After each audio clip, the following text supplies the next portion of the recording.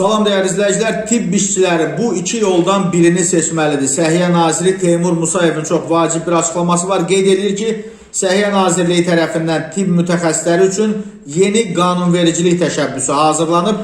Layihəyə əsasən həkimlər və tibb işçiləri iki seçimdən birini eləyə biləcəklər. Ya 5 il ərzində hər il 50 kredit olmaqla cəmi 250 kredit toplamaqla davamlı peşəkar inkişafa nail olmaq yolunu seçib, ya da dövrü olaraq sertifikasiya imtahanlarında iştirak yolunu seçə bilərlər.